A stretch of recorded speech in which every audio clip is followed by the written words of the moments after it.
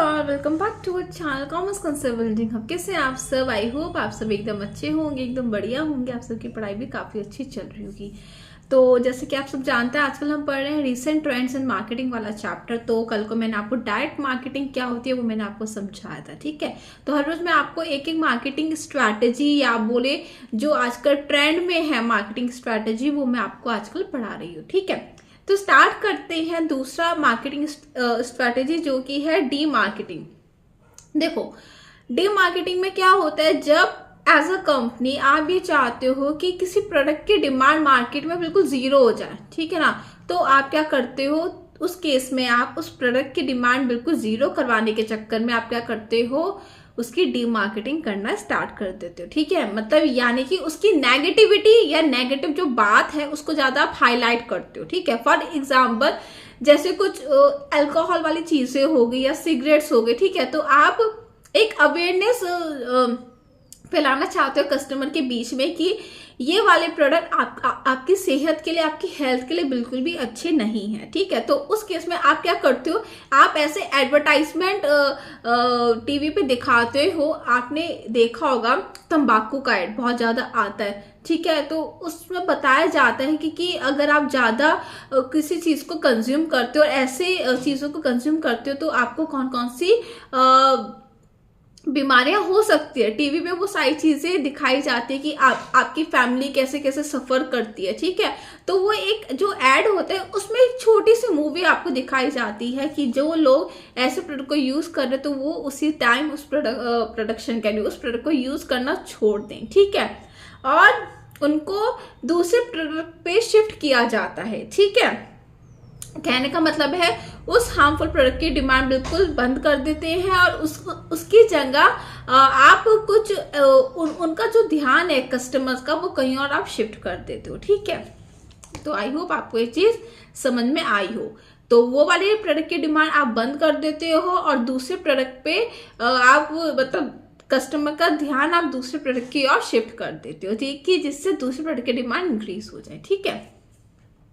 Demarketing is the aspect of marketing which deals the discouraging customers, यहाँ पे आप discourage करते हो customers को in general or a certain class of customers in particular on either temporary or permanent basis। देखो, ये जो alcohol या तंबाकू का जो ये एग्जाम्पल था, ये सिर्फ मैंने आपको एक केस बताया है, ठीक है ना। इसके अलावा भी बहुत सारी चीजें होती हैं। आप चाहे, आपको लगता है कि आपकी कंपनी मतलब आपकी कंपनी दो प्रोडक्ट्स बना रही है, ठीक है। तो एक जो प्रोडक्ट है वो बहुत ज्यादा पुराना हो चुका है। तो आप क्या करोगे, अगर आप चाहते हैं कि कंज्यूमर उस प्रोडक्ट की डिमांड कम कर दे और नया प्रोडक्ट, अपडेट प्रोडक्ट ले, तो आप क्या करोगे, आपकी शॉप पे कोई कस्टमर आएगा तो आप उसको पुराना प्रोडक्ट दिखाओगे। लेकिन आपने देखा होगा जो ये सेलर्स वगैरह होते हैं, जब आप किसी शॉप पे जाते हो तो वो ये बोलते हैं कि देखो इसमें कोई दिक्कत नहीं है, लेकिन ये ज्यादा टाइम तक आपको चलेगा नहीं, तो इसलिए हम आपको रिकमेंड ये करेंगे कि आप ये वाला प्रोडक्ट लो। तो वो इस तरीके से का आपका माइंड वॉश करते हैं कि जिससे जो पुराने प्रोडक्ट है उसकी तो डी मार्केटिंग कर रहे हो, आपको उसके मतलब उसके अगेंस्ट डिस्करेज कर रहे हैं कि आप वो प्रोडक्ट ना लो, और आपकी वो वाली जो डिमांड है उसको शिफ्ट कर देते हैं अपने नए प्रोडक्ट पे, ठीक है। तो ये देखो, टेम्परेरी बेसिस पे भी होता है, परमानेंट बेसिस पे भी होता है, ठीक है।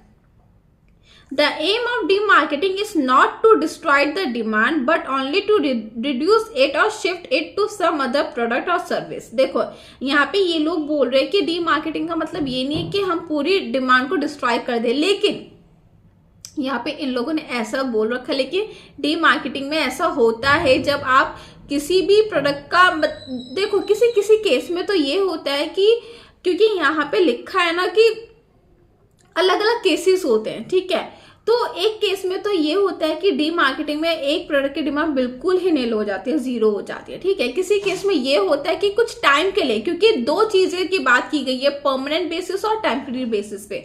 अगर आप चाहते हैं कि कुछ दिनों तक मेरा जो ये वाला प्रोडक्ट है इसकी ज्यादा मार्केट में डिमांड ना हो और इस वाले प्रोडक्ट की डिमांड हो, तो आप क्या करोगे, डी मार्केटिंग कर दोगे, ठीक है। लेकिन अगर आप परमानेंट बेसिस पे चाहते हो कि इस वाले प्रोडक्ट की तो अब डिमांड हो ही ना मार्केट में, तो आप इसकी डी मार्केटिंग करते हो और इसकी आप चाहते हो कि जीरो डिमांड हो जाए, मतलब ये बिल्कुल ही मार्केट से वाला प्रोडक्ट गायब हो जाए। ठीक है, तो ये डिपेंड करता है। ठीक है,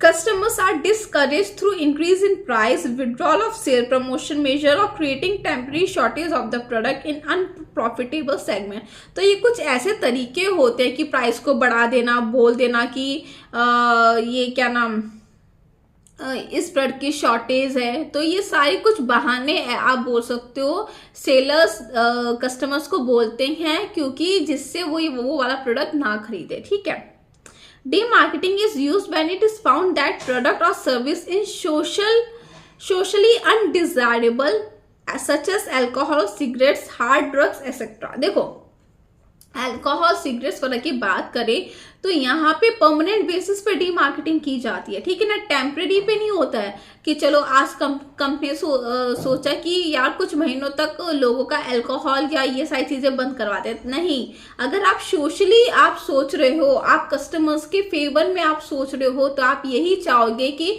कोई भी इंसान ये सारी चीजें कंज्यूम ना करे, तो आप परमानेंट बेसिस पे आप डीमार्केटिंग करोगे। ठीक है, तो यहाँ पे डीमार्केटिंग में अलग अलग सिचुएशन है, क्राइटेरिया होता है कि आपको टेम्पररी बेसिस पे करनी है, परमानेंट बेसिस पे करनी है, यानी कि आप पूरा यही चाहते हो कि वो वाला प्रोडक्ट मार्केट से चला जाए, कस्टमर की जो डिमांड का जो मतलब जो कस्टमर का जो डिमांड है वो शिफ्ट हो जाए। ठीक है ना, पुराने प्रोडक्ट पे से हट के वो नए प्रोडक्ट पे हो जाए। ठीक है, तो उस केस में हम यहाँ पे डीमार्केटिंग करते हैं।